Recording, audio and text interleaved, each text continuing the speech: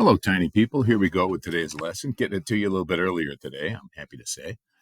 All right, we're talking about there being a capital city to begin with. The name of the nation's capital wasn't actually Washington, D.C. to begin with, it was the federal city. They wanted to have a new city. They'd been in Philadelphia and New York, and neither one of those really fit what we wanted. So they decided to have Virginia give up a little bit of land and Maryland give up a little bit of land. And they took, as was constitutionally mandated, a 10 square mile area and created the District of Columbia. And inside, they started to build the federal city. It is not part of any state, and that was done very particularly on purpose. They didn't want one state to feel superior to the others. They didn't want any other states to feel that the one that contained the nation's capital would in any way, shape, or form be special. These states were equal. That was a basis of our federal system of government. And when I say federal, that doesn't just mean national. We have a system of government where some of the powers rest with the individual states, and they have formed a federation where there is a national government. So this is a federal government. And the federal city was designed by a man named Pete Childs. All right, it's not really Pete Childs, as you can see up above, it's Pierre C. L'Enfant. However, that translates into English as Pete Childs. So Pierre L'Enfant had been alive during the French Revolution. He'd been over in France and he'd seen the carnage, the reign of terror, where they were chopping people's heads off using the guillotine. And so he designed a city in the way he thought the French government would have wanted it back then during the reign of terror. And if you take a look at this map of the outlay of the federal city, you'll notice that there are a bunch of circles, a bunch of open terraces connected by thin roads. And L'Enfant's purpose in building the capital that way was so that the government could put cannons into the open plazas and they could aim them down those narrow streets where if there were crowds coming to overthrow the government, they could, as Napoleon had said, give them a whiff of grape shot. That means shoot at them with the cannons. Now, that's not why the American government accepted it. They thought it was a good design, but it is why L'Enfant designed it that way. All right, the idea of counting noses, the actually taking a 10-year count of what the population of the United States is. You remember the proper term for that is the census, Census. And the census in 1790 told us that there were 3,929,214 total people in the United States. And we talked today about some of those big cities that were going back then, like New York or Philadelphia, Charleston. And if you take a look at those, most of them are larger than 3.9 million people. So now we have cities bigger than what was the whole population of the United States back in 1790.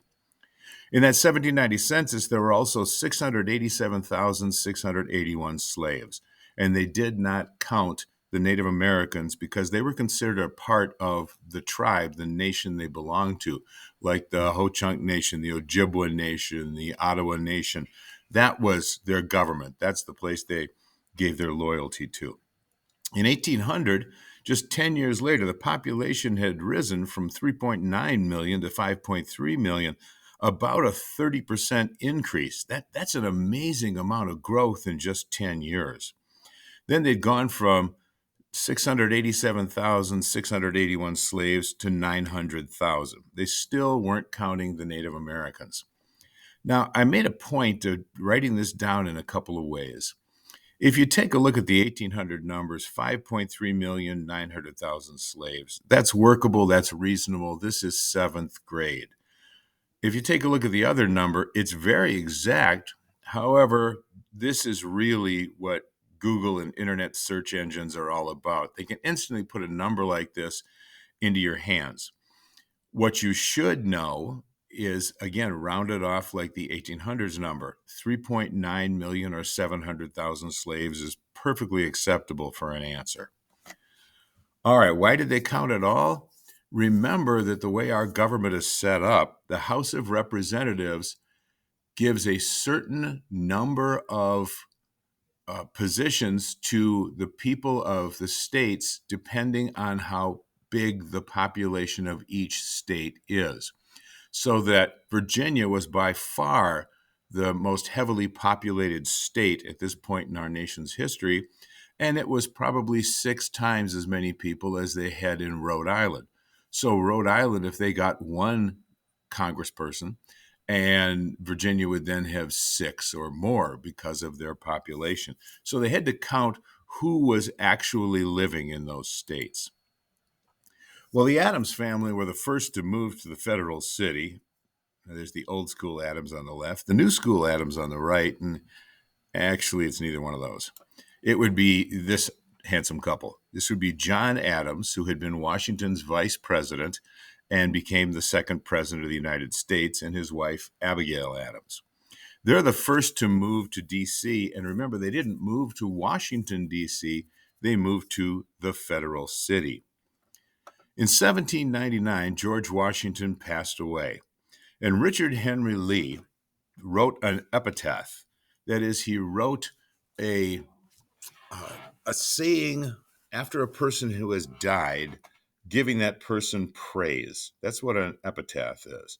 So Richard Henry Lee wrote this epitaph about George Washington, and he said, first in war, first in peace, first in the hearts of his countrymen. First in war, first in peace, first in the hearts of his countrymen. Yes, you do have to know that. And by the way, epitaph is spelled Epithet. Epithet. Epitaph. An epitaph, again, is something said after a person has died in praise of that person.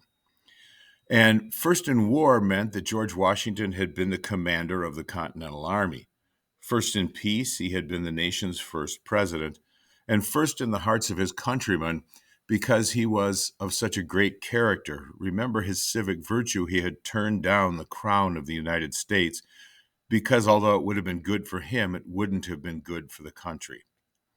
And the man who wrote this epitaph is Richard Henry Lee.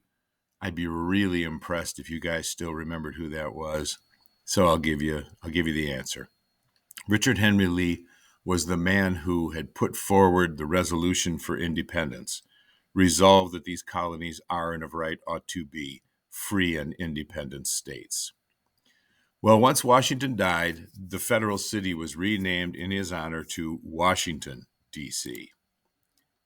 John Adams served as president, and really his biggest accomplishment was to keep us out of war.